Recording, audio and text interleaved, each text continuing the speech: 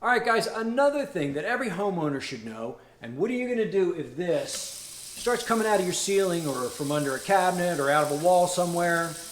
Let's not be surprised. Let's go get prepared.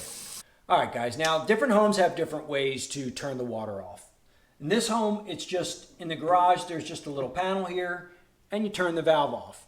Yours might be in the basement, it might be out in front of the house. Sometimes there's a box in the ground, maybe in a garden bed or something like that, and you simply remove the lid and the valve is in there.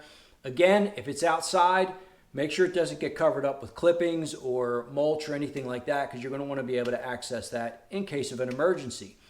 Now, if you have a newer home, you might have a manifold system. And with that, you can actually turn off different sections of the home individually, which is really convenient. If there's a problem, you can keep the rest of the house on. Now, if you don't have any of these, you don't have any other way to turn the water off, you're going to have to go to the main meter. Now, if you don't have a shutoff valve in your garage or in your basement, then you're probably going to need a tool to turn the water off. And it's important to have that tool in a place, you know where it is, you can grab it easily, and this is a great place for it, by your breaker box, because this is an area that should always stay open and you'll always know where it is. But it's important to have these in a place that you can get to them, because if something happens and it's an emergency, you want to be able to get these tools right away. Let me show you how to do it. Okay, so we have our tools here and we found our meter, and you might want to look outside, find that meter, because sometimes it's in the grass and you're going to want to make sure that that meter is cleared. Sometimes clippings go over it, grass can grow over it if you don't access it a lot.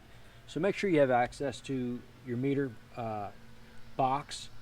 And yours might not be round, it might be square, rectangle, but make sure you find that meter box. You simply put the key in, you turn it until it releases, and then you can pull it off.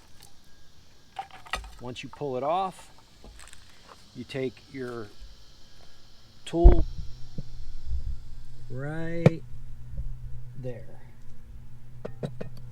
And then all you're going to do is turn this until these two holes line up. And once those two holes are lined up, then your meter's off and it's going to stop the flow of water into your house. All right, guys, there you have it. Another in the series of things that every homeowner should know. If you don't know where your water meter is, I encourage you to take the time, find out where that shutoff valve is or the water meter. Make sure you have the tools to turn that water off in case of an emergency. Now you know. Here's to a healthy home.